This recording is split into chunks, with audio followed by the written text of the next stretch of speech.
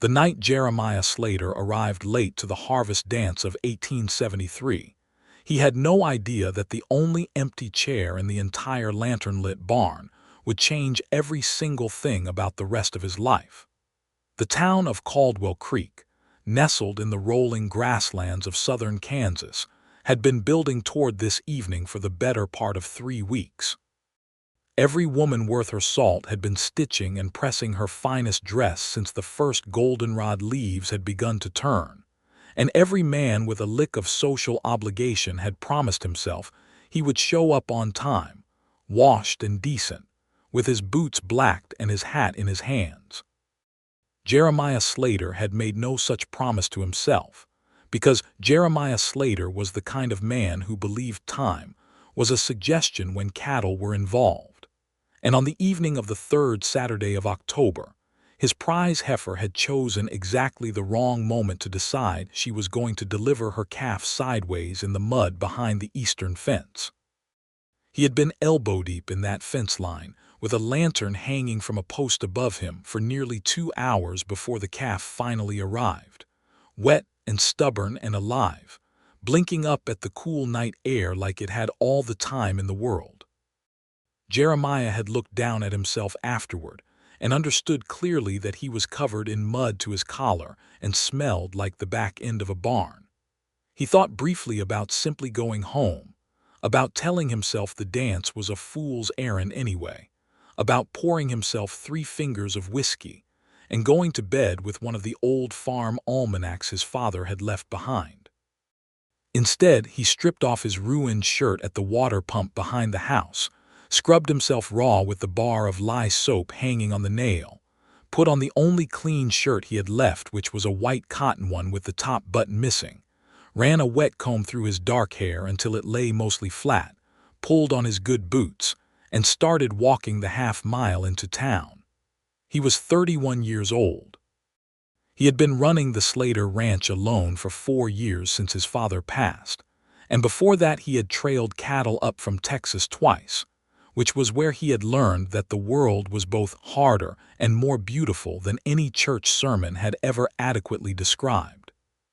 He was not a man who danced well, and he was not a man who talked easily in crowds, but he was a man who understood that loneliness had a weight to it, and that weight had been pressing down on his chest for the better part of a year now, and he thought maybe, just maybe, a room full of music and lamplight was exactly the remedy for it. He arrived 40 minutes late. The barn belonged to Thomas Aldridge, the wealthiest landowner in Caldwell Creek, and it had been decorated in a manner that Thomas Aldridge considered proper, which meant there were paper lanterns strung from every rafter. There were 2 long tables loaded with pies and cornbread and pickled vegetables and 3 kinds of cake, and there was a 4-piece fiddle band that had come all the way from Wichita for the occasion. The place was absolutely packed. Every chair that lined the walls of the barn was occupied. Every corner held a cluster of people talking and laughing and fanning themselves with their hands. The dance floor in the center was a spinning wheel of calico and broadcloth, boots clomping and petticoats swirling, and the smell of it all was cornbread and sawdust and tallow candles, and the particular warm animal smell that even the best decorated barn could never fully shed. Jeremiah stood at the door for a moment, holding his hat against his chest, and looked across the whole rolling sea of Caldwell Creek society. He spotted Bill Danners, who owed him for a fence post job. He spotted the Reverend Whitmore and his formidable wife near the cake table. He spotted Thomas Aldridge himself, standing near the band with the self-satisfied look of a man who was financing the whole evening. And he saw, with a sinking sort of recognition, that there was exactly 1 empty chair left in the entire barn. It was against the far wall, between old Walter Grimes, who was already half asleep with his chin on his chest, and a young woman Jeremiah did not immediately recognize because he had only ever seen her from a distance. She sat perfectly straight in her chair with her hands folded in her lap, and she was wearing a dress the color of dark garnet, and her dark hair was pinned up with a few strands escaping at the sides of her face, and she was watching the dancers in the center of the room with an expression that was so carefully composed, it looked like she had practiced it. Like she was determined not to let anyone in this room see whatever it was she was actually feeling. Jeremiah walked across the barn toward the empty chair. He had no particular strategy. He was not a schemer. He simply needed somewhere to sit, and that was the only seat available, and so that was where he went. He reached the chair, nodded to Walter Grimes, who did not stir, and looked down at the young woman beside it. "Pardon me, miss," he said. "Is this seat taken?" She looked up at him. Her eyes were brown, almost black in the lantern light, and there was a sharpness to them that caught him off guard, the kind of sharpness that came not from meanness but from having paid close attention to the world for a very long time. "It does not appear to be," she said. He sat down. There was a brief silence between them, filled with fiddle music and boot thunder and the laughing of the Aldridge daughters across the room. "I am Jeremiah Slater," he said. "I ranch the east side of the creek." "I know who you are," she said, and then seemed to realize that sounded sharper than she intended, because a faint color came into her cheeks. "I mean to say, Mr. Slater, that it is a small town." "Maria Easton. My father runs the mill." "Henry Easton's daughter," Jeremiah said. "The same." He had known of Henry Easton the way you knew of most men in a small town, by reputation and sighting, not by conversation. Henry Easton ran the only grist mill within 20 miles and was known to be a fair businessman and a difficult man to befriend, the kind of man who kept his dealings close and his opinions closer. Jeremiah had not known he had a daughter named Maria, though now that he thought about it he supposed he had seen a young woman at the mercantile once or twice, buying flour, not meeting anyone's eye particularly. "You arrived late," Maria said. It was not an accusation. It was almost conversational, like she was noting the weather. "Heifer trouble," Jeremiah said. She looked at him. "Is everything all right?" He was surprised by the question. Most people in a social situation would have smiled politely and let the comment pass. She had asked as though she actually wanted to know. "The calf came out sideways," he said. "Took some doing, but they are both fine now." "Good," she said simply. The fiddle band swung into a new reel, something bright and fast that set the whole crowd whooping, and for a few minutes they did not speak. Jeremiah watched the dancers and tried not to be obviously aware of the woman beside him, which was difficult because she had the quality that some people have, that of occupying a space so completely that you can feel where they are without looking directly at them. "You are not dancing," he said finally. "Neither are you," she pointed out. "I arrived late. I did not have the chance to ask anyone." She was quiet for a moment, and then she said, quite evenly, "I am not lacking for offers." He glanced at her. "Then why are you sitting here?" She looked back at the dancers. Her chin lifted just slightly. "Because I choose to be." He understood then that this was not a woman who had been overlooked. This was a woman who had chosen to stand apart, and there was a reason for it. And he was not going to learn the reason in the next 5 minutes, because she was not the kind of woman who offered reasons to strangers. But he was curious about it in a way he had not been curious about much of anything in a long time. "Fair enough," he said. They sat in that comfortable, strange silence for another stretch, and then he noticed that she was tapping one finger lightly against the back of her other hand in exact time with the music. Unconsciously, the way people do when music gets into them whether they want it to or not. "You like to dance," he said. She stopped tapping. "What makes you say that? You have been keeping perfect time with your finger for the past 4 minutes." She stared at him, and for a moment he thought he had overstepped, that she would freeze him out entirely and he would spend the rest of the evening next to a woman made of ice and pride. But instead something shifted in her face, something softened, and the corner of her mouth pulled just slightly in what was almost a smile. "My mother taught me," she said quietly. "She loved to dance." The past tense sat between them with weight. "She has passed," he said with care, 2 years ago last spring."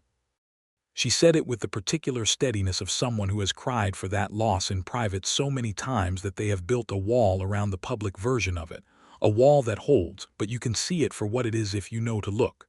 "She loved the harvest dance. She and my father danced every reel and every waltz until the band went home. A pause. This is the first one I have come to since. Jeremiah was quiet for a moment. Then he said, I am sorry for your loss, Miss Easton. Thank you, Mr. Slater. Another silence, but it was different now. It was not the silence of two strangers being polite. It was the silence of two people who had just exchanged something real. The next waltz, Jeremiah said carefully, if you would permit me, I would like to ask you to dance. She turned her head and looked at him fully, and he held her gaze because he was not a man who looked away from things that mattered. You said you arrived too late to ask anyone, she reminded him. I am asking now. Something moved behind her eyes. I should warn you, Mr. Slater, I have been told I lead. He almost smiled. I have been told I do not follow well. Then we will be terrible together, she said. Probably, he agreed. But when the waltz came, 3 songs later, and he stood and offered her his hand, she took it. And they were not terrible at all. They were, in fact, so naturally in step with each other that old Clara Whitmore stopped talking to the woman beside her mid-sentence and watched them for a full 20 seconds before resuming. They were simply two people who fit the same rhythm without trying, which is rarer than most people understand, and which means more than most people admit. Jeremiah held her at a proper distance, one hand at her waist and one holding her hand, and he could feel the warmth of her through the garnet-colored dress, and she smelled like lavender and something sweeter underneath it, and her eyes when she looked up at him were steady and honest and dark as creek water at night. You dance well, she said. For a man who arrived late covered in mud, he said. She laughed. It was a real laugh, sudden and a little surprised, like she had not expected to laugh that evening, and the sound of it did something to his chest that he would not find the right word for until much later. They danced twice more before the evening ended.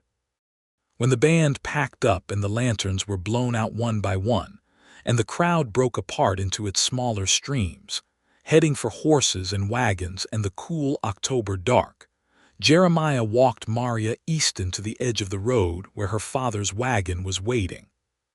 Henry Easton was already on the seat, reins in hand, a man of compact silences and watchful eyes who looked at Jeremiah the way farmers looked at weather, with assessment and without commitment. Mr. Slater, Henry said. Mr. Easton, Jeremiah replied. Maria climbed up to the wagon seat with easy practice and turned to look down at Jeremiah. The lantern on the wagon hook lit one side of her face. She was very beautiful, he thought, in the way that has nothing to do with arrangement of features and everything to do with the particular quality of a person's whole self. Good evening, Mr. Slater, she said. Good evening, Miss Easton. He put his hat back on. I hope I will see you again. Caldwell Creek is not a large town, she said, which was not exactly an invitation but was not exactly the opposite of one either. The wagon pulled away. Jeremiah stood in the road and watched it until the lantern light dissolved into the dark, and then he stood there a little longer, alone in the October night with the sound of the creek and the stars over the Kansas plain, thinking about the precise way she had laughed. He did not sleep particularly well that night. He also found, over the following week, that the smallest things kept putting her in his mind. The way the creek water looked dark at night reminded him of what he had thought of her eyes. When he heard a fiddle tune carried on the wind from somewhere across the valley, he thought of her finger keeping time against the back of her hand. When he mended the eastern fence where the calf had been born, he thought about the fact that if he had not been delayed there, he would have arrived on time to the dance, and the empty chair would not have been beside her, and he would not have sat down next to Maria Easton, and he would not have known her name. He thought about that for a while, standing in the cool grass with a fence post and a hammer, the vast Kansas sky above him going pink at the edges of late afternoon. The following Saturday he went to town for supplies. He told himself this was necessary and had nothing to do with anything else. He needed flour and lamp oil and a new length of leather cord for the saddle. He needed to see Bill Danners about the fence post money. These were legitimate errands and he was not manufacturing them. He saw Maria Easton coming out of the mercantile with a paper-wrapped parcel under one arm just as he was crossing the main street. She saw him at almost the same moment. They both slowed. "Mr. Slater," she said. "Miss Easton," he touched his hat. "Doing well, very well, thank you." She shifted the parcel. "And the calf, she is settled in." He stared at her. "You remembered about the calf. You told me she came out sideways. I have been curious whether she came through it all right." He thought about this. Nobody had asked him about the calf since the night she was born. "She is strong," he said. "Running already. I have named her Tuesday." "Tuesday," Maria repeated, and there was that almost smile again. "Because she was born on one. Because I was late to things on account of her, and Tuesday always feels like the day that follows when you wanted the week to start differently." The almost smile became a real one, not the sudden surprised laugh from the dance, but a quieter thing and in some ways more precious. "That is a very specific kind of reasoning," she said. "I'm a specific kind of man," he said. She looked at him for a moment in the middle of the dusty main street of Caldwell Creek, with horses tied at the rail and the sound of the blacksmith ringing from up the block and the smell of wood smoke coming down from the direction of the hotel kitchen, and she said, "My father and I have Sunday dinner at noon. If you would care to join us next week, I believe he would welcome the conversation. He does not say so directly, but he has been lonely for it." Jeremiah understood this was an offering wrapped carefully in her father's loneliness rather than her own, and he was not going to make her unwrap it further. "I would like that very much," he said. The Sunday dinners began. The first one was careful and formal in the way that first things always are. The three of them at a square table in the front room of the Easton house, which was solid and clean with the particular neatness of a household, maintained by a woman who has very high standards for her space, and then taken over by two people who are doing their honest best to honor that standard. Maria had made a chicken roast and cornbread and a pot of beans, and Henry Easton talked about the mill and the price of grain and his opinions on the new county commissioner, and Jeremiah listened and responded with care and ate 3 helpings of everything, and Maria refilled his coffee twice and looked at him sideways when her father was not watching.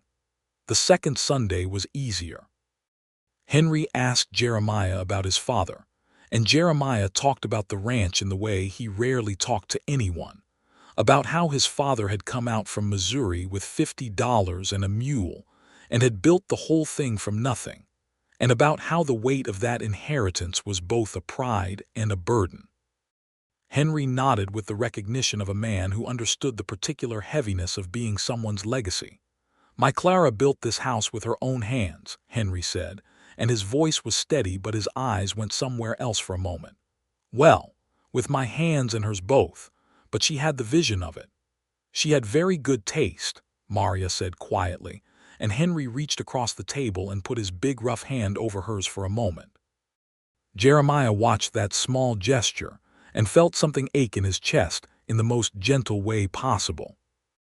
After the meal, Henry excused himself to sit on the porch with his pipe, which Jeremiah suspected was a deliberate courtesy, and he found himself alone with Maria in the front room while she cleared the table.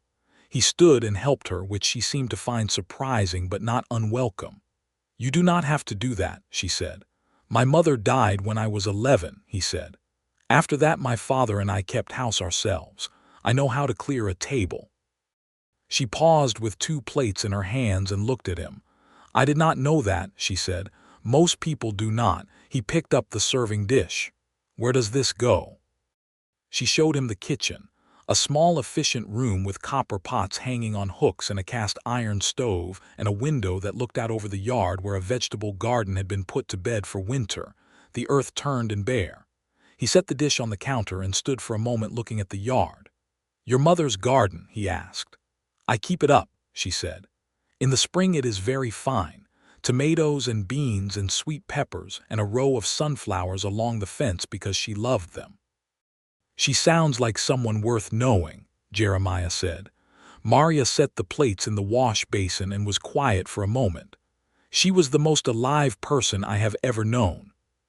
Full of opinions and music and arguments. She never met a silence she felt compelled to fill, but she always had something worth saying when she spoke. Everyone in this town liked her. A beat. Almost everyone. He heard the qualification. Almost, he said carefully. She hesitated. Mrs. Thomas Aldridge, the matriarch, felt that my mother was too forward for her station. She has never been particularly warm to me either, but that is the way of small towns. Someone always decides who belongs where, and the Aldridges decided long ago that the Eastons belong in their own lane. Jeremiah nodded slowly. He was familiar with the Aldridge family's particular breed of social architecture. They were not wicked people, but they were people who had money and who mistook money for social authority, which was a common error in 1873 Kansas as it had been everywhere and always. "Your mother sounds like she did not care much about lanes," he said. Maria smiled, and this time it reached her eyes fully, without reservation. She most certainly did not. He walked home in the blue afternoon light thinking that he wanted more Sunday dinners. He wanted more kitchens and more quiet conversations, and more of the particular way she smiled when she was thinking about her mother. He also thought that he had better do something about the fact that he had not yet said anything directly, because he was a direct man, and the indirection of it was beginning to feel dishonest. The following Saturday he came to the mill. Henry Easton was there, of course, because Henry Easton was always at the mill, and Jeremiah bought a sack of cornmeal and talked to him for 20 minutes about the quality of the fall wheat and the state of the county road. And then he said, with the same straightforwardness he used for every difficult thing, "Mr. Easton, I would like your permission to court your daughter." Henry looked at him for a long moment.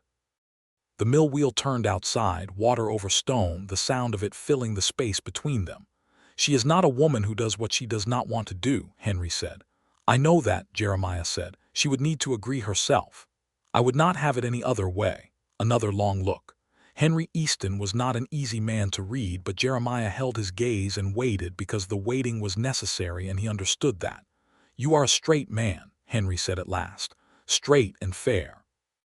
I have heard nothing against you in 4 years, and in Caldwell Creek that is saying something. You have your father's land and you have built on it." He paused. "She has been through a great deal of sorrow, my Maria. 2 years of keeping this house and grieving her mother and refusing help from everyone because she does not lean on people by nature. I would not see her hurt." "I do not intend to hurt her," Jeremiah said. "I intend to be honest with her." Henry gave one short nod. "Then you can ask her." He found Maria in the yard behind the house, pulling the last of the dried bean pods from the vine she had left too long in the ground, her sleeves rolled up and her hair coming loose in the afternoon wind. She looked up when she heard him coming through the gate. "Mr. Slater," she said, surprised. "I did not know you were coming." "I was at the mill," he said. "I spoke with your father." Something in her expression went still, not guarded exactly, but watchful. "I would like to call on you, Miss Easton," he said. He stood square in the yard, hat in his hands, properly, with intention. "I am not a man who does things part way, and I find I cannot sit across from you every Sunday and walk home alone and pretend I do not think about you between times." She stared at him. A long wind moved through the yard and lifted the loose strands of hair at her temples. "That is very direct," she said. "I told you I was a specific kind of man," he said. She looked down at the bean pods in her hands for a moment, and then she looked back up at him. "I have not courted before," she said carefully. "I have had offers, but I have always found them lacking in sincerity. Men who admired the mill more than me. Men who wanted the thing I might give them rather than the person I am." "I have a ranch," he said. "I do not need a mill, and I have no interest in anything you give me that you do not choose to give freely." The wind moved again. She set the bean pods down in the basket at her feet. "You may call on me Mr. Slater," she said. And then, with the almost smile that was rapidly becoming his favorite thing in the county, "But I will tell you now that I am not easily impressed." "Good," he said. "I am not particularly good at impressiveness. I am, however, reliable." She looked at him. "That," she said, "is considerably more valuable." The courtship of Maria Easton and Jeremiah Slater in the autumn and winter of 1873 was conducted in the particular slow and careful manner of two serious people who both had good reasons to distrust speed. It involved Sunday dinners and Saturday walks along the creek and long conversations on the porch of the Easton house in the cold November air, blankets over their laps and their breath making small clouds in the dusk. They talked about everything. They argued about some things, which surprised neither of them and pleased both of them, because an argument between two honest people who respect each other is one of the more satisfying forms of conversation available, and they were both people who had opinions and were capable of articulating them. She argued that the county needed a school with a proper trained teacher rather than the rotation of farmers' wives who currently handled the children. He agreed about the teacher, but thought the building fund could come from a broader levy. She argued that the Aldridge family's decision to block the public road extension near their land was a misuse of their social position.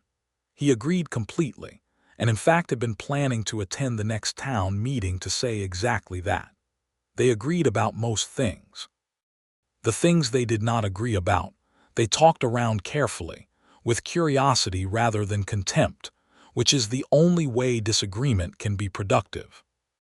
He told her more about his father, about the ranch as it had been when he was a boy, about the way his father had died quietly in his chair in the front room, without warning, one February morning 4 years ago when Jeremiah had gone out to feed the horses and come back to find him still. He told her this plainly and she listened the same way, and when he was done she said, "That must have been a very lonely morning," and he said, "It was," and that was all that needed saying. She told him about her mother's illness, which had been a fever that came quick and went slow, dragging itself out over 6 weeks in the spring of 1871, before it finally took her. 6 weeks during which Maria had not slept a full night and Henry had barely eaten, and the whole household had rearranged itself around the sick room. She told him what her mother had said to her in the last clear conversation they had, which was that Maria should not spend her life keeping herself small for the sake of other people's comfort. She should take up the space she deserved. She said it like she knew I would need to hear it, Maria said. They were sitting on the porch in December, the creek frozen and the fields white under a hard moon, and her breath made small soft clouds as she spoke, like she was handing me something to hold on to. She was, Jeremiah said. She looked at him in the moonlight. "I know," she said softly. He reached across the space between their chairs and took her hand carefully, giving her the chance to withdraw. She did not withdraw. She turned her hand over and held his, and they sat that way in the cold for a long time, looking at the white fields and the moon, and it was the best evening Jeremiah Slater had had in 4 years. By Christmas he had kissed her in the kitchen after Sunday dinner while Henry was out to the barn, a single careful kiss that she returned with a warmth that astonished him, and then she stepped back and pressed her hand flat against his chest as if measuring something, and she looked up at him with those dark, steady eyes. "I need you to understand something," she said. "I am not a woman who does well with being managed or minimized. I am not going to learn to be that woman." "I know that," he said. Men sometimes think they understand that and find, when the practical business of it arrives, that they did not understand it at all. "Maria," he said, and this was the first time he had used her first name, and she heard it and something changed in her expression. "I am asking you to be exactly who you are. I would not know what to do with someone smaller." She studied his face for a long moment. Then she removed her hand from his chest and turned back to the counter. "Good," she said with quiet certainty. "Then we understand each other." They did. He proposed to her on a Saturday afternoon in March of 1874, when the first new grass was coming up along the creek, and the cottonwood trees were putting out their small sticky buds, and the smell of everything coming back to life was in the air, the mud and the green and the cold water smell of snowmelt. He did it without fanfare, without a bent knee or a prepared speech, because he was not that kind of man, and she was not that kind of woman. They were walking along the creek path and he simply said, I would like to marry you, Maria, if you are willing." She stopped walking. A red-tailed hawk was turning lazy circles above the field across the creek. The water moved fast over the stones. "I am willing," she said, "on the condition that I keep my mother's vegetable garden." He stared at her. "You think I would ask you to give up a vegetable garden?" "I think men sometimes have feelings about vegetable gardens," she said, straight-faced. "Maria," he said, "I would build you an additional vegetable garden." "Then yes, Jeremiah," she said, and said his name the same way he had said hers, with deliberate weight, and held out her hand to shake his the way her father had taught her, straight and firm. He looked at her hand and then at her face, and then he took her hand and held it instead of shaking it, and they stood there by the fast-moving spring creek with the hawk above them and everything coming back to life around them. They married in June. The wedding was not large. Maria had no interest in performance and Jeremiah had no interest in expense. The Reverend Whitmore married them in the little white church on the edge of town, and about 30 people attended, because in Caldwell Creek 30 people was the number that came when you genuinely meant to include everyone, not the number that came from social obligation. Henry Easton stood straight as a fence post beside his daughter in the aisle, and his eyes were bright, and his jaw was set against whatever feeling was working in him. And when he put Maria's hand into Jeremiah's, he said, very quietly, so that only the three of them heard, "Your mother would have liked him." Maria gripped Jeremiah's hand hard for a moment. Then she squared her shoulders and faced the Reverend Whitmore. The fiddle band from Wichita came back to play at the reception, held in Thomas Aldridge's barn again, because Thomas Aldridge could be relied upon for his barn if not for his politics. And when Jeremiah danced the first waltz with his wife, he thought about the night 7 months ago when he had arrived late, and the only seat left was beside her. And he thought that Tuesday the calf deserved extra corn for the rest of her life.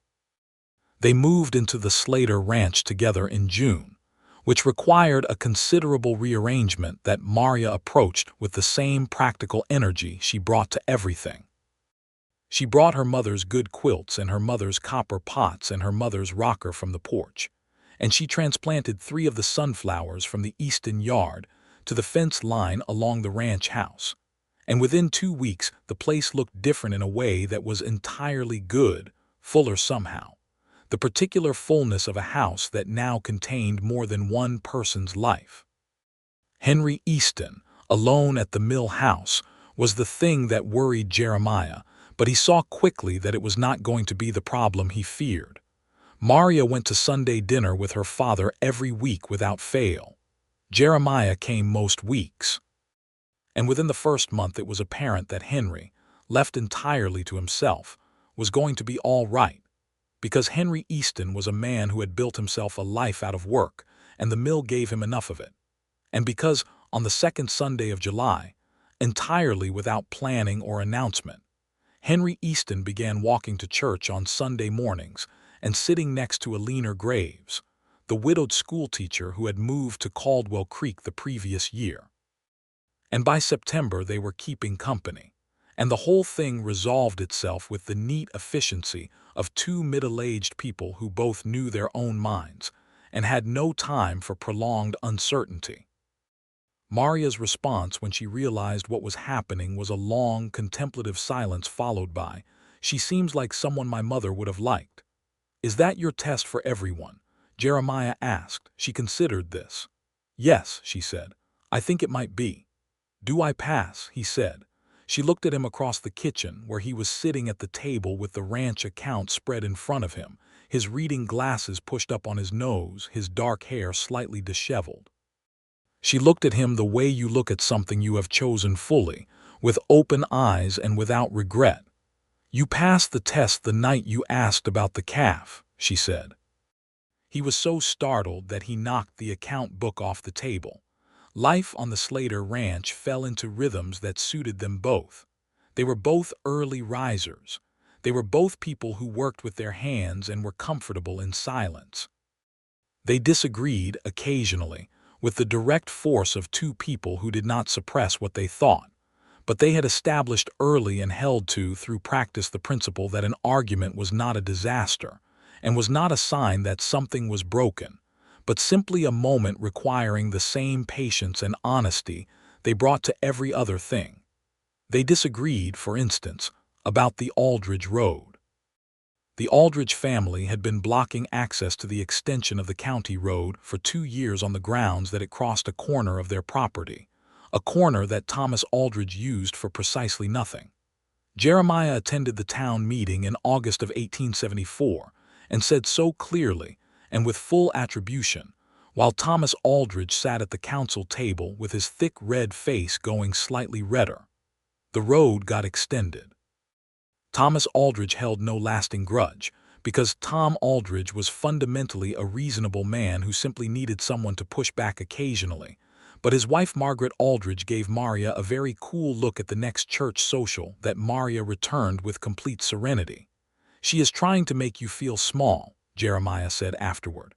"I noticed," Maria said. "I chose not to be." He loved her thoroughly for moments like that.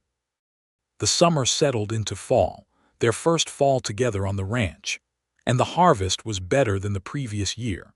The wheat full and the kitchen garden Maria had established along the south fence coming in abundant, tomatoes and beans, and a late crop of sweet peppers, and the sunflowers blazing yellow along the fence line in September. She put up 40 jars of tomatoes and 20 of beans and 12 of pickled peppers, and a quantity of apple butter from the old tree at the back corner of the yard that Jeremiah had always neglected to pick from. "You have been walking past 40 pounds of apples every year," she told him. "I did not know what to do with 40 pounds of apples," he said reasonably. "Apple butter," she said, "apple cake, dried apple rings, cider. The possibilities are numerous." "Clearly you are a woman who sees what is in front of her," he said. "That is generally considered useful," she replied. He came up behind her where she stood at the kitchen counter and put his arms around her, and she leaned back against him for a moment with her hands wrapped around a jar of apple butter, and outside the window the October light was going gold over the fields. "Are you happy?" he asked her. She was quiet for a moment, the way she was quiet when she was considering something honestly rather than performing an answer. "Yes," she said, "I am." "Good," he said. "Are you?" she asked. "Maria," he said against her hair, "I have been happy since the night I arrived late to a dance and sat down next to a woman who kept time with her finger and would not tell me why she was not dancing." She turned in his arms and looked up at him. "I was not dancing because I had been asked 4 times by men I did not want to dance with, and I was trying to make myself invisible." "You are not particularly good at invisible," he said. "No," she agreed. "I never have been." She was. He thought that October and the November after it and the long, deep winter that followed, the most remarkable person he had ever known. Not in the way of remarkable people who perform their remarkableness, but in the quiet way of someone who simply was what they were all the way through, without affectation or performance, direct and warm and occasionally sharp and always, always honest. She told him when she was angry, and she told him when she was frightened, and she told him when something delighted her, with equal directness in all directions, and this was the great gift of her, this willingness to be known completely, which required courage he did not think most people understood they were watching when they saw it. He tried to match her in it. He told her about the dreams that occasionally woke him, about his father, about the particular weight of inheriting someone's life, and not being sure if he was living it correctly. She listened without trying to fix it and without dismissing it, and she said, "I think your father would recognize you in everything you do," and he held on to that. In February of 1875, on a morning when the snow was deep and the horses were blowing steam in the barn, and the world was entirely still and white outside the window, Maria told him she thought she might be carrying their child. She said it across the breakfast table, looking at him with those steady dark eyes, waiting to see what he did with it. He put down his coffee cup. He looked at her for a moment. "How do you feel?" he said. "Uncertain," she said, "and glad." A pause. frightened a little. I watched what childbirth did to some of the women in this county, and I am not going to pretend it is nothing. It is not nothing, he agreed. We will get Dr. Peterson. He is a good doctor, she said, and your father will want to know immediately. After we are more certain, she said. I want to be more certain first. Whatever you think is best, he said. She looked at him. You are not going to try to manage this. Maria, he said, it is your body. I will do whatever you need me to do, and I will stay out of whatever you need me to stay out of. I trust your judgment on all of it. She reached across the table and put her hand over his. That, she said, is the right answer, Doctor. Peterson confirmed it in March. The baby was expected in October. Henry Easton, when told, sat down very slowly in his chair and blinked several times and then said, Your mother would have been so pleased, and had to stop talking for a moment. Eleanor Graves, who was with him, laid her hand on his shoulder and nodded. Henry Easton married Eleanor Graves in May of 1875, a small quiet ceremony that made Maria cry in a way she had not cried at her own wedding, because it was, she explained to Jeremiah that evening with her head on his shoulder, a thing she had not let herself hope for, that her father would be taken care of, that he would have someone, that he would not be alone. He is not alone, Jeremiah said. You made sure of that with the Sunday dinners. Sunday dinners are not the same as someone beside you in the night, she said. He thought about this. No, he agreed. They are not. The summer of 1875 was a good one by the measurements of the Kansas plains, enough rain and not too much, the wheat coming in tall and the cattle fat, and the vegetable garden along the south fence so productive that Maria ran out of jars and had to borrow from Eleanor. She grew slower and rounder through the summer months, and did not slow her pace by anything she considered more than was necessary, which meant she slowed her pace by exactly what was necessary and no more, continuing to put up preserves and tend the garden and participate in the debates at the church women's committee about whether the county did or did not need a proper schoolhouse. She also, in this period, became close friends with a woman named Ada Pearl, who was the wife of the farrier Samuel Pearl, a warm and voluble woman who had 3 children already and a 4th arriving 2 months before Maria's. Ada Pearl was exactly the kind of person Maria privately found exhausting and also could not help but like, because Ada's enthusiasm for every subject was so genuine and so large that it was impossible to resent, and she had good sense underneath all the enthusiasm, which was the combination that made her actually valuable.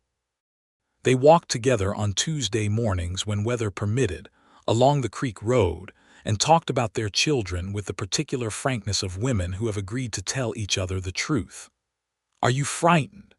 Ada Pearl asked her one August morning, when the cottonwoods were already beginning to go yellow, and the creek was summer low and warm. Yes, Maria said. Good, Ada said.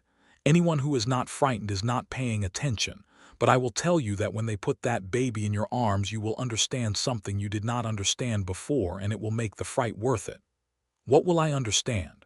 Maria asked. Ada considered this with genuine seriousness. That you did not know the full size of what you were capable of loving, she said. That your heart is larger than you thought it was. Maria thought about this for the rest of the walk. She told Jeremiah that evening, and he was quiet for a moment and then said, Ada Pearl is smarter than she sounds. Everyone in this town is smarter than they sound, Maria said, except Thomas Aldridge, who is approximately as smart as he sounds. Jeremiah laughed outright at that, which he did not do often and which she considered one of her great ongoing achievements. The baby came in the first week of October 1875, on a Thursday, with Dr. Peterson in attendance and Ada Pearl beside Maria for the entire 12 hours of it, and Jeremiah in the front room going through 4 cups of coffee and half an almanac, and wearing a path in the floorboards. Henry Easton and Eleanor arrived in the afternoon and sat on the porch. When Dr. Peterson came out to the front room and said, Mr. Slater, you have a son. Jeremiah stood up so fast he knocked his coffee cup off the table for the second time in the history of that kitchen. He went in to find Maria propped against the pillows, her hair loose and damp, exhausted to the marrow in the way of someone who has done an enormous thing and knows they have done it. And she was looking down at the bundle in her arms with an expression he had never seen on her face before, an expression of complete and utter disarmament, like every careful wall she had ever built had simply ceased to be necessary. She looked up when he came in. "Come and see your son," she said. He sat on the edge of the bed and looked down at the baby, who was red-faced and sleeping with its fists up by its ears, and he was absolutely nothing at all like Jeremiah had imagined and also exactly right in every way. "He looks like your father," Jeremiah said, because the nose was unmistakably Henry Easton's nose. Maria laughed weakly. "Do not tell my father that. He will never let either of us hear the end of it." "What shall we name him?" Jeremiah asked. She had been thinking about it for months but had not wanted to say it aloud until the baby was real and in her arms, because she was the kind of woman who did not count on things before she had them. "I would like to name him Thomas," she said, and when Jeremiah looked at her she said, "After my grandfather on my mother's side. Thomas Clara Easton, who built a whole life out of nothing in Virginia before the war took it from him."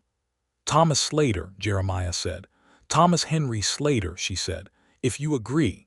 "I agree," he said.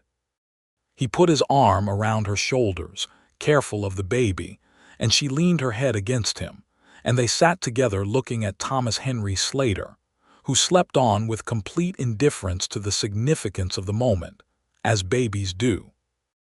Outside the window, the October air was moving through the cottonwoods, and somewhere across the fields a meadowlark was calling, improbably late in the season, its particular liquid song falling into the afternoon. Jeremiah thought about the night 2 years ago when he had arrived late to the harvest dance, mud on his boots and his best shirt at home, and had sat down in the only empty chair and found, beside him, a woman in a garnet-colored dress keeping time with her finger and refusing to explain herself. He thought about how the whole architecture of everything good in his life had pivoted on that single late arrival, on the calf coming out sideways, on the accident of an empty chair. He tightened his arm around his wife's shoulders. "What are you thinking?" she asked without lifting her head.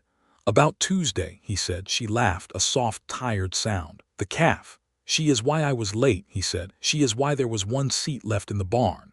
Maria was quiet for a moment, then she said, "I had been planning to leave early. I had been there an hour and I was miserable and I was about to go find my father's wagon." Jeremiah stared at the top of her head. "You had been about to leave." "The Aldridge daughters had been performing for every man in the room, and I found the whole enterprise dispiriting," she said. "I had decided I would sit for one more song and then go home. And then I arrived," he said.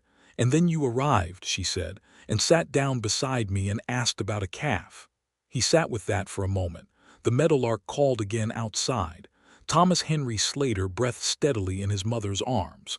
"Maria," Jeremiah said, "I am very glad I was late." She lifted her head and looked up at him, her dark eyes warm and fully open in the way they only were in private, in the way that was entirely his. "So am I," she said. "Jeremiah." Thomas was a determined and vocal baby who slept in short, violent bursts and was awake the rest of the time with strong opinions about what he wanted. He was Ada Pearl's fourth child's best companion from the beginning, the two boys producing an alliance of mutual destruction that would continue for the next decade. He had his great-grandfather's nose and his mother's dark eyes and his father's tendency to stare at things that interested him with complete focused attention, head tilted slightly, as though he intended to understand the thing completely before he moved on. He walked at 10 months. He talked at 11, to the alarm of the entire household, because the first word he said was a clearly articulated no, aimed at Maria when she tried to redirect him from something interesting he was doing with a pot and a wooden spoon, and he looked so much like his mother when he said it that Jeremiah had to leave the room. "He said no," Maria said, later, with the expression of someone confronting an irony they fully deserve. "He said no with your exact inflection." Jeremiah confirmed. "I am choosing to see this as a positive quality," she said. "That is also very much your inflection," he said. She threw a dish towel at him, which he caught.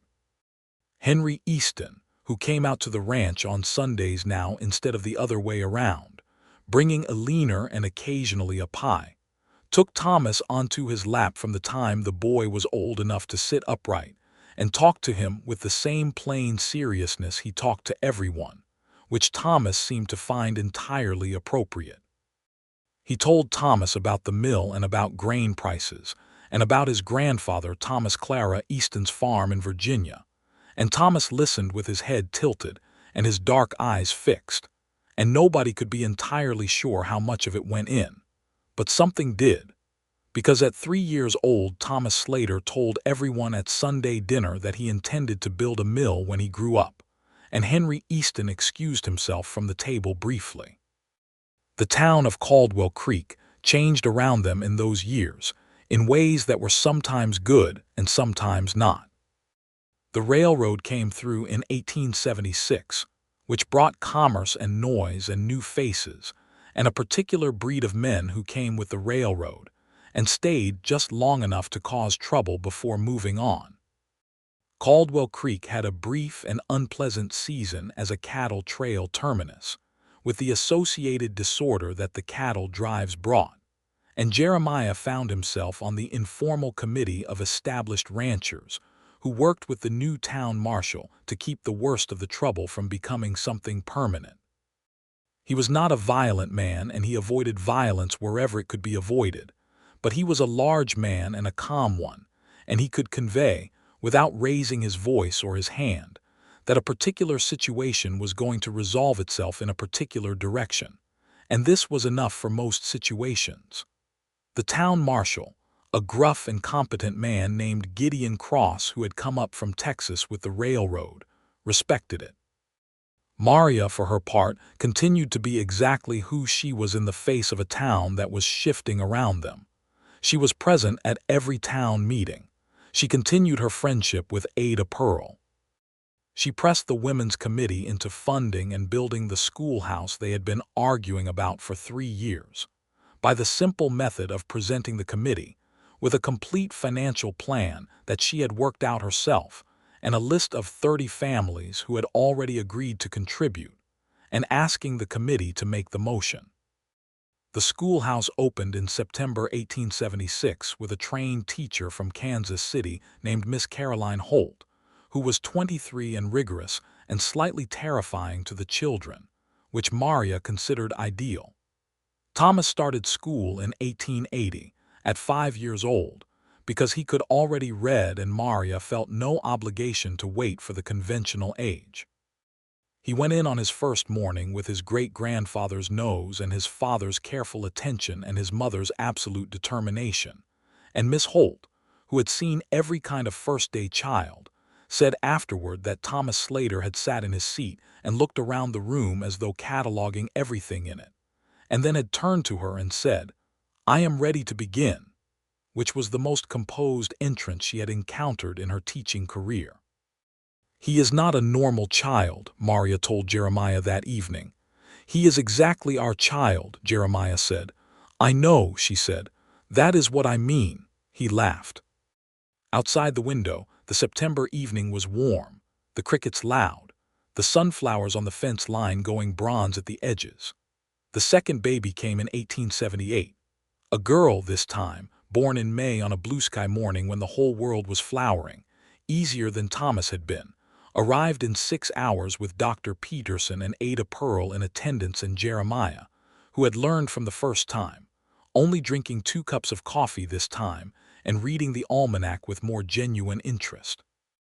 She was smaller than Thomas had been and calmer from the beginning, a baby who looked at the world with patient dark eyes and appeared to be making her own determinations about it. They named her Clara, for Maria's mother, and Henry Easton, upon being told, held his hat against his chest and did not speak for quite a long time. Clara Slater grew into a child who was thoughtful where Thomas was declarative, deliberate where he was immediate, and who had an absolute mastery of the art of getting what she wanted through the precise application of patience and clear reasoning that made Maria say, more than once, that this was what it must have been like to be parented by herself. "I am being outmaneuvered by a 6-year-old, Maria told Ada Pearl. "Welcome to daughters," Ada said, who had 2 of her own. Life on the ranch deepened into itself. The wheat fields expanded by 200 acres when Jeremiah bought the strip of land along the North Creek boundary that had been held by an old man named Fletcher, who finally sold when his sons moved to Colorado. The cattle herd was what his father had started with $50 and a mule, grown now into something solid and self-sustaining, managed with the same straight-backed care that Jeremiah brought to everything.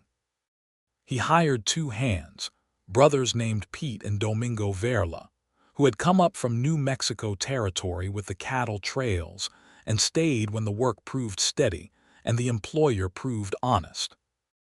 Domingo could speak English well enough and Pete was still learning, but they were good men and capable ones, and the ranch ran better for having them.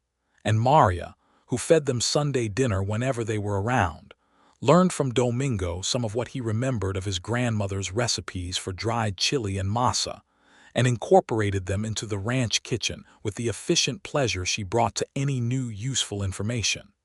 There were difficulties, too. 1879 brought a summer of drought that took 3 months off the wheat harvest and kept the creek so low that the cattle had to be moved to the south pasture near the spring, a logistical management that occupied Jeremiah from June through August and left him leaner and quieter and prone to standing at the window looking at the pale sky. Maria did not try to fix it. She kept the household running with the careful economizing she was good at, and she kept the garden alive by hauling water from the spring in buckets, and she brought him coffee in the evening without being asked and sat with him on the porch while he looked at his fields. "We will not lose the ranch," she said one evening. "No," he agreed. "Say it like you believe it," she said. He looked at her sideways. "We will not lose the ranch." "Better," she said. They did not lose the ranch. The following summer was good, the wheat came back, and the cattle were fat by fall, and Jeremiah stood in his field in September 1880 with the harvest coming in around him, and felt the particular complex joy of having come through something difficult and arrived on the other side with everything intact. He was 40 years old that September. Maria was 35. Thomas was going on 5 in the fall, just starting his first year with Miss Holt. Clara was 2. Walking with great intention and talking to everyone, including the horses, who she greeted by name, and with a formality that Pete Verla found so amusing he mentioned it to his brother every time. One evening in the warm October of that year, the children already asleep, Maria and Jeremiah sat on the porch in the dark and listened to the creek and the crickets, and Maria said, "Do you ever think about the life you might have had if you had not gone to that dance?" He considered this honestly because she always deserved honesty. "I have thought about it," he said. "I was very lonely. I think I would have gone on being lonely for a long time. I am not a man who goes looking for things." "You came and sat beside me," she said, "because it was the only seat left," he said, "which is what I mean. The world had to arrange itself very specifically for me to do even that much." She was quiet. "And you," he said, "would you have found someone else eventually?" "I do not know," she said. "I was not looking either. I was trying to stay invisible and I was about to go home." She paused. "I think if you had not sat down and asked about the calf, I might have spent another year being very careful and self-sufficient and completely alone, which I was quite accomplished at." "You are still accomplished at self-sufficiency," he said. "Yes," she said. "But now I can be self-sufficient with someone beside me, which is a better situation." He reached over in the dark and found her hand. "It is a considerably better situation," he agreed. They sat like that while the creek moved and the stars turned, and the ranch was quiet around them, the fields and the barn and the horses and Tuesday the heifer, old now but still truculent, and the sunflowers on the fence asleep in the dark, and the children breathing in their beds. Thomas Slater, at 5, decided that school was an interesting enterprise, but that the most interesting part of it was Miss Holt's globe, which showed him the whole shape of the world for the first time, and he spent so much time staring at it that Miss Holt eventually let him take it home for a weekend, which he spent interrogating his parents about every country on it. Jeremiah knew the American states and territories and some of the geography of the cattle country he had traveled, and Maria knew more broadly, having read widely since childhood, and they both did their best, while Thomas pointed at places with one finger and regarded the globe with the intense focus of someone making plans. "He is going to be a difficult person when he grows up," Jeremiah said. "He is going to be an excellent person," Maria said. "Those things are not mutually exclusive."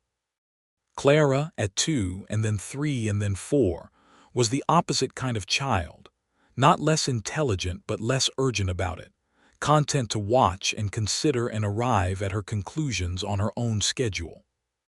She loved the sunflowers with a devotion that bordered on personal. She brought them in from the field in September and arranged them in jars all over the house with great seriousness, and she asked Maria every year who had planted them first. "Your grandmother," Maria always said. "Clara, for whom you are named." "Tell me about her," Clara would say, with the patience she brought to everything, and Maria would tell her.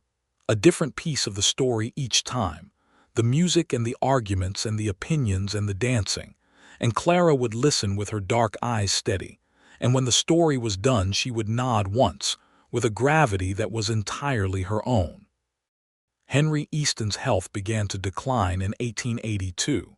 He had been vigorous and sharp into his early 60s, but in the winter of that year something went out of him, a vitality that had been constant for as long as anyone in Caldwell Creek could remember.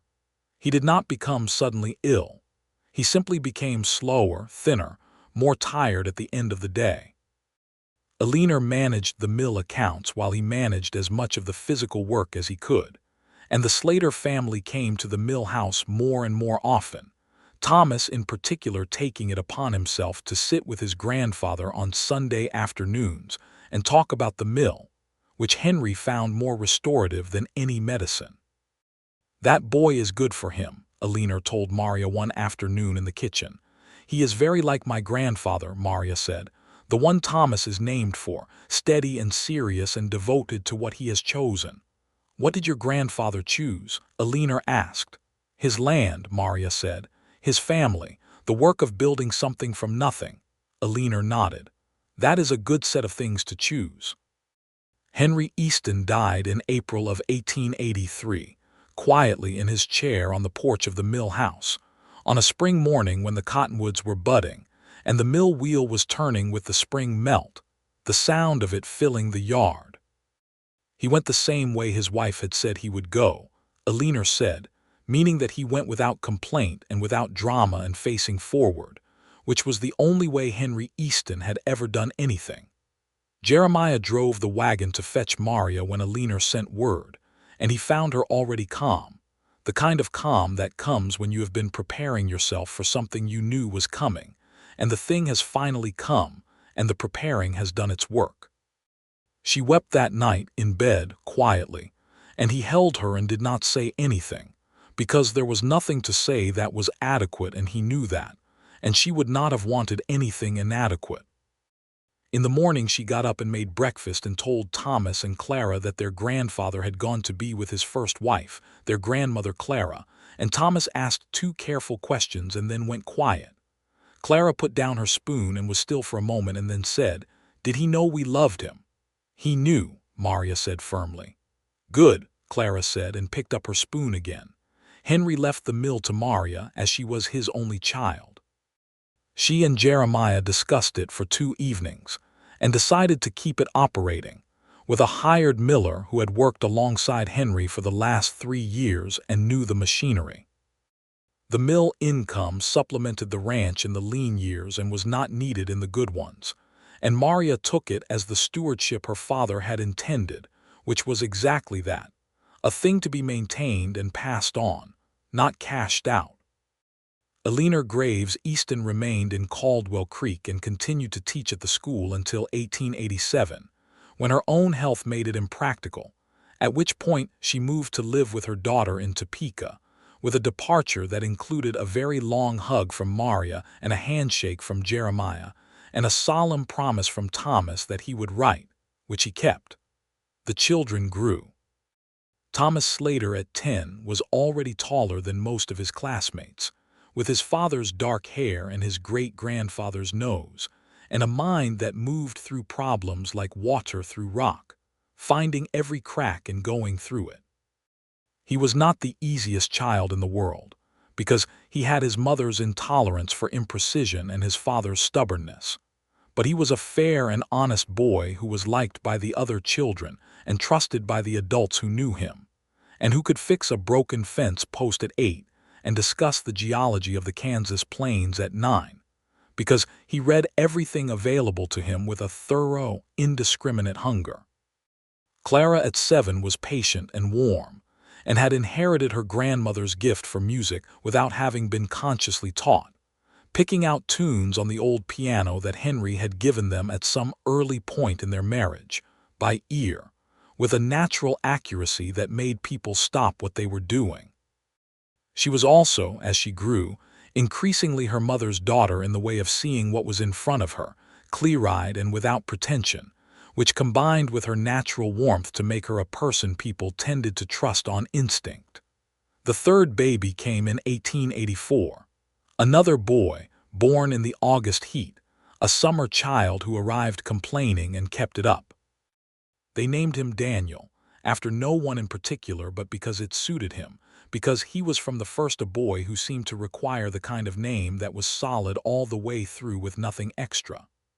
Daniel Slater was, his mother would later say, the child who completed the household, not because the other two were lacking, but because the house had felt, in some room she could not quite identify, like it was waiting for someone.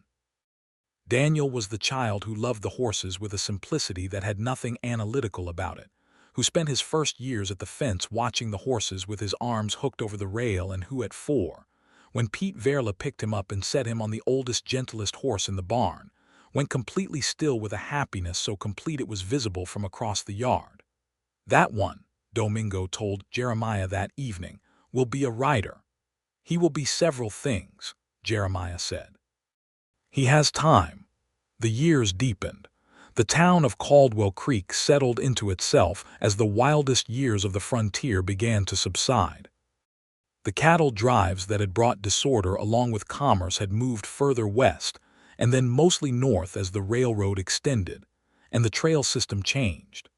The town had a proper hotel now, and a doctor's office and 2 churches, and the school Miss Holt had been replaced by a young man named Robert Chambers, who was 25 and terrified of Clara Slater's questions, which Clara considered perfectly fair, as she had questions worth being taken seriously. Jeremiah turned 50 in 1892. He celebrated this by doing precisely nothing different, which was his preference, except that Maria made him a cake with apples from the tree he had spent 20 years now picking with assistants, and Thomas, home from his second year studying engineering at the Kansas State Agricultural College in Manhattan, gave him a new almanac and a very solid handshake, and Clara, 15 and growing into herself with a grace that made her father's chest tight, in the particular helpless way of fathers watching daughters become women, played something on the piano that she had composed herself for the occasion, and Daniel at 8 climbed on his father's back from behind and announced that he was heavier than Papa, which was not true but which Jeremiah chose to agree with for the sake of the boy's pride. Maria, watching all of this from the kitchen doorway with her coffee cup in her hand and her dark hair, streaked now with silver, come loose from its pin on one side, looked at her husband and her children, and the ranch house that was solid around them and the fields beyond the window going gold in the October late afternoon, and felt the particular fullness of a life that has become exactly what it was meant to become. Not without loss and not without difficulty, and not without the years of work and choice and maintenance that everything real requires, but whole. She came into the room and set her coffee down and sat beside Jeremiah on the settee, and Clara was still playing, something that moved like water, and Thomas was reading the new almanac with the same absorbed attention he had given the globe at 5. And Daniel was still claiming his father was lighter than him, and had moved to the floor to demonstrate this with logic that was entirely invented. Jeremiah put his arm around his wife.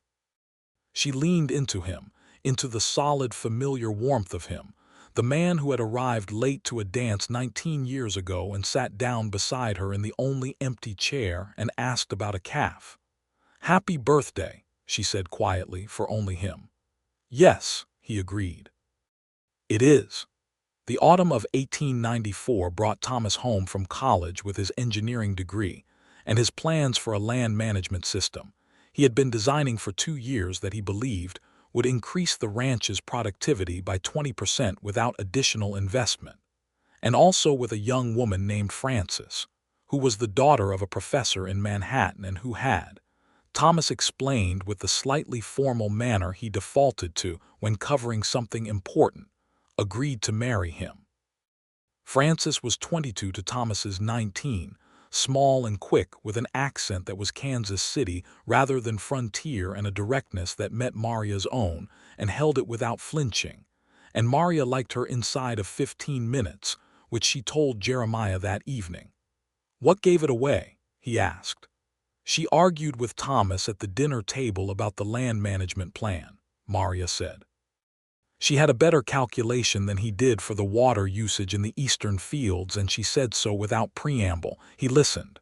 "He listened," Jeremiah said. "He revised his calculation," Maria confirmed. "On the spot." "Then she will do," Jeremiah said. "She will do very well," Maria agreed.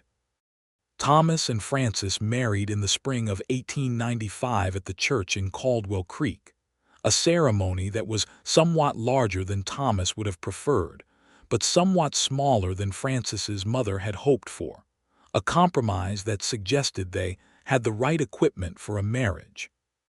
They moved into a small house Jeremiah and Thomas built together on the north end of the ranch land over the winter, a 2-room cabin to start with, solid and straight, built the same way the original Slater house had been built, by hand, with the understanding that it would grow as the people living in it grew.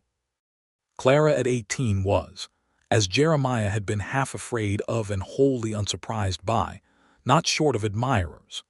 She was her grandmother's granddaughter in the matter of taking up space without apology, and she was her mother's daughter in the matter of seeing through pretension without needing to say so aloud, and she was entirely herself in the matter of music, which she played and wrote with a seriousness that she was only beginning to understand might be more than a pastime. There was a young man in town named Will Hadley, who worked for his father's hardware store and played the fiddle at dances, who had been finding reasons to be wherever Clara was for the better part of a year. Clara was aware of this, had been aware of it for longer than Will perhaps realized, and had been conducting her own assessment with the patience that was her primary characteristic. She told her mother in October of 1895 that she thought she might allow him to call on her properly. Maria sat with this for a moment. Then she said, "Tell me what you think of him." Clara thought about this with genuine seriousness. "He is kind without being soft," she said. "He listens when you speak. He is not afraid of me," a pause, "and he plays the fiddle in a way that is not showy. He plays for the music, not for the watching." Maria looked at her daughter. Clara was sitting at the kitchen table with her coffee cup and her steady dark eyes, 19 years old now and so clearly herself that it was sometimes startling. "Your grandmother," Maria said that you should know a man by what he pays attention to." "I know," Clara said. "You have told me." "What does he pay attention to?" Maria asked. Clara was quiet for a moment. "He pays attention to the music," she said, "and to me, in that order which I think is right." She paused. "He paid attention to Grandfather Henry at the funeral when most people were managing their own feelings. He sat with Papa and Henry's friends, and he listened to the stories about him." Maria was quiet. She thought about Henry at the piano on Sunday evenings, about Clara on his lap naming all the keys, about the particular quality of a person who understood what to pay attention to. "Let him call on you," she said. Well, Hadley called on Clara Slater through the autumn and into the winter, and by spring there was an understanding between them, and by the summer of 1896 there was a proposal made in the kitchen of the Slater ranch house, while Jeremiah was out to the barn, and Maria was very deliberately making something complicated in the opposite end of the kitchen. And Clara said yes, with the same quiet certainty her mother had said yes 22 years earlier. They married the following spring. Well, Hadley brought his fiddle to his own wedding and played one song at the reception, a slow, sweet thing of his own composition that Clara had never heard before, and when she asked him afterward what it was, he said it was something he had written for her 2 years ago when he had first understood what he felt, and had never played for an audience until now because it was private. Clara looked at him for a long moment. "You held on to that for 2 years," she said. "Some things deserve to wait for the right moment," he said. "Yes," she said, "they do." Maria, watching from across the room, saw her daughter's face and thought of October 1873 and an empty chair and a question about a calf. She found Jeremiah at her elbow, as he often was. "She is happy," he said. "Yes," Maria said. "You look like you are remembering something," he said. "I am remembering a great deal of things," she said, "all at the same time." He took her hand. "Come and dance," he said. She looked at him. "You still cannot lead," she said. "And you still will not follow," he said. "So we are precisely where we have always been." She let him lead her to the dance floor, and they danced the same waltz they had first danced at a harvest celebration 24 years ago, in this same county, in a different barn, beside old Walter Grimes, who had been asleep against the wall. And she thought that life was a very long and intricate thing, and that she had been very lucky in the accidental architecture of it, in the calf born sideways and the late arrival and the single empty chair. They were not old, but they were not young either, and they both felt this when they danced now, in the way you feel the history of your own body when it moves, all the seasons and the work and the miles. But they moved together with the same natural ease they always had, the same unconscious shared rhythm, and people stopped to watch them for a moment before returning to their own conversations, the way people had always stopped and watched, without quite knowing why. Daniel turned 14 that summer of 1897, long-legged and horse-mad, and beginning to have the look of his father in the set of his jaw, though he had his mother's eyes and his grandmother Clara's gift for music, which expressed itself in him not as piano but as a singing voice that turned up unexpectedly one Sunday at church and caused Mrs. Whitmore, elderly now but still formidable, to turn around in her pew and look at him with something approaching approval. He was not a scholar by inclination the way Thomas was, but he was not incurious either. He was, as Domingo Verla had predicted years ago, a rider, perhaps the finest natural horseman Jeremiah had seen in 30 years of cattle work, with a feel for an animal that went beyond technique into something more fundamental, some understanding that lived in his hands and in the quiet of him when he was in a saddle. Jeremiah, watching his youngest son on horseback in the fall pasture in the October light of 1897, felt the long, satisfying weight of all of it. The ranch that his father had built with $50 and a mule, the children who had grown up in it, the woman who had made it a home instead of just a property. He thought about what he had been before that harvest dance, a solitary man with a good ranch and an almanac and 4 cups of coffee in the evenings. Not unhappy exactly, but incomplete in the way of something missing a necessary part. He thought about arriving late and the empty chair, and the woman in garnet who would not explain herself, and asked about a calf. He thought about how he had never forgotten a single part of it, not the lantern light or the fiddle music or the particular quality of her silence, and how he never would. Maria came out to the fence where he was standing and stood beside him. She was 49 years old, silver in her dark hair, and the years in her face in the way that made her more beautiful than she had been at 25, not less. The way people are beautiful when their face has learned to fully contain who they are. She was still straight-backed. She still took up exactly the space she deserved and no more. She still, when the fiddle music came through a window or across a field, kept time with her finger against the back of her hand. She stood beside him and watched Daniel on the horse in the afternoon light. "He is going to be extraordinary," she said. "He already is," Jeremiah said. She looked at him. He was 57 years old, the dark hair gone mostly gray, the lines of 40 years of outdoor work in his face, still large and steady, still the man who held things by being what he was rather than by effort. "What are you thinking about?" she said. "The harvest dance," he said. 1873, she smiled. "You think about it often." "I do," he agreed. "I always will." She leaned into him, her shoulder against his arm, the October sun going golden over the ranch, Daniel on his horse below them, the cottonwoods along the creek going yellow, the sunflowers on the south fence bleached and dry and bowing in the fall wind. "I think about the calf," she said. "Every time." "Tuesday," he said. "Tuesday," she agreed. She was a very important calf.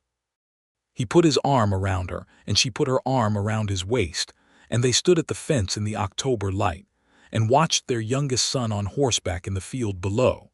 And behind them, the ranch house was solid and full. Thomas and Frances across the north field with their young family. Clara and Will in town with theirs. And the whole architecture of the life they had built together stood around them in every direction. Thomas and Frances had their first child in 1896, a boy they named Henry, for the grandfather, who had the Easton nose and his mother's quick intelligence and his father's solemnity, and who was currently 2 years old and already showing signs of being the kind of person who would insist on understanding how everything worked before he was willing to participate in it, which was very much his father's son. Clara and Will had a girl in 1898, born in the early spring, and they named her Clara for her mother and called her Bee to distinguish them.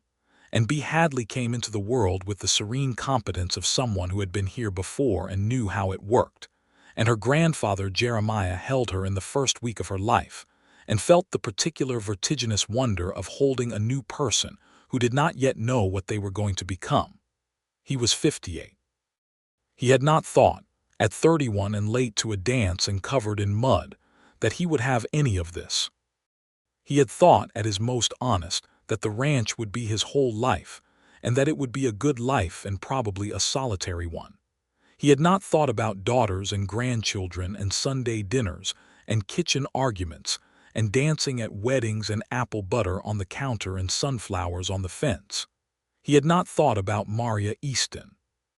He held little Bee Hadley against his chest and looked down at her sleeping face and thought that the world was full of ordinary moments that turned out not to be ordinary at all, that turned out to be the hinge on which everything turned. A calf born sideways, a late arrival, an empty chair.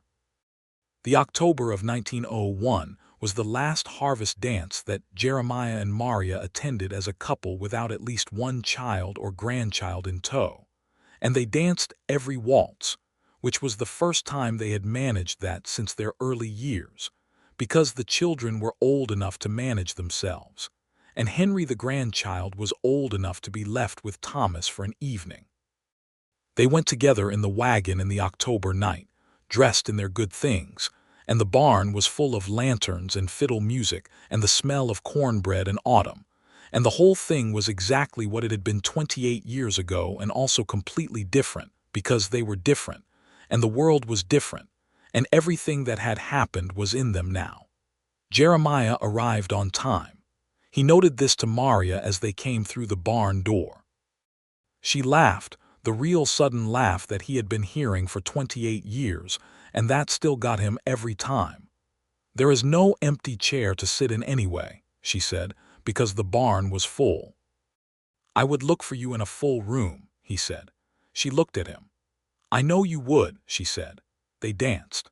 They danced the first waltz and the second in a fast reel that made Maria's color rise and her eyes bright, and between dances they stood near the wall with their hands loosely joined and talked to the people they had known for 30 years, the old ones and the young ones and the children of the children. Thomas was there with Frances and Henry. who at 5 was already attempting to interrogate the fiddle player about the mechanics of the instrument. Clara and Will were there, Bea asleep on Will's shoulder, Clara talking to Ada Pearl's youngest, who had grown up to be exactly like her mother. Daniel was there with a girl from the next county he was seeing, a rancher's daughter named Ruth who sat a horse as well as he did, and who had, Jeremiah suspected, considerably more sense than Daniel's romantic history had previously suggested he was capable of attracting. Ada Pearl herself was there, because Ada Pearl was always there, unchanged in essence if not in surface, still enthusiastic about everything and still smarter than she appeared. Her husband Samuel beside her with the patient affection of a man who had made his peace with the fact that his wife was a force of nature.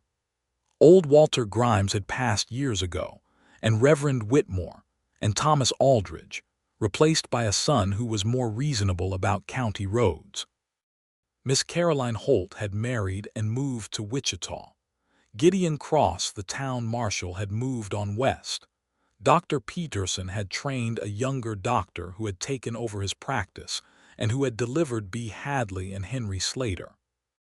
The town had changed and was still changing, the old wild years receding into memory, the frontier becoming something that would soon be history, the landscape stilled and settled and domesticated in ways that would have been impossible to imagine when Jeremiah Slater's father first came out from Missouri with his $50 and his mule. But some things remained. The creek, the cottonwoods, the October sky over Kansas, the smell of cornbread and tallow and wood smoke. The fiddle music that got into you, whether you wanted it to or not.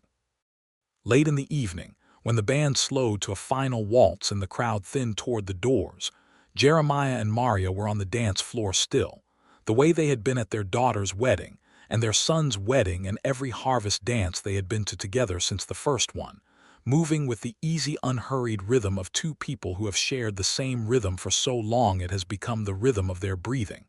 She looked up at him. He looked down at her. "I am glad you were late," she said. "I am glad Tuesday was born sideways," he said. She laughed, her head tilting back slightly with it, and the lantern light caught her face, and Jeremiah Slater, 59 years old and rancher and husband and father and grandfather, thought that the world was a very particular kind of miracle, the kind that looked like accident from the outside and like inevitability from the inside, and that he had been late to the harvest dance of 1873, and had sat down in the only empty chair in the barn and had never, not for a single day since, forgotten one moment of what had happened next. He held his wife in the lantern light while the fiddle played its last slow song, and the barn smelled of harvest and autumn and tallow, and outside the Kansas night was wide and starred, and their children were near, and the ranch was waiting at the end of the road, solid and sure, built from nothing by 2 generations of Slaters and made a home by the woman in his arms. He pulled her slightly closer. She allowed it. And outside, in the October dark, the creek moved over its stones with the sound it had always made, and the cottonwoods stood at the water's edge as they always had, and the stars turned slowly over the Kansas plains as they had for all the years before any of this and would for all the years after, indifferent and beautiful and very far away. Inside the barn, the last waltz ended. The lanterns burned on. Maria Easton Slater looked at her husband and he looked at her, and there was in that look the whole of 28 years, the Sunday dinners and the heifer and the empty chair and the apple butter and the children and the grief and the drought and the dancing, and all the ordinary mornings that had turned out not to be ordinary at all. Every single thing that had been built between them out of honesty and choice, and the steady refusal to be anything less than what they actually were to each other. "Come home," she said. "Yes," he said. He took her hand, and they walked out into the October night, and behind them the barn and the lanterns and the music, and ahead of them the road home to the ranch and the children and everything that had been made from one late arrival and one empty chair and the best accident of their lives. They never forgot it. Neither of them ever forgot a single part of it.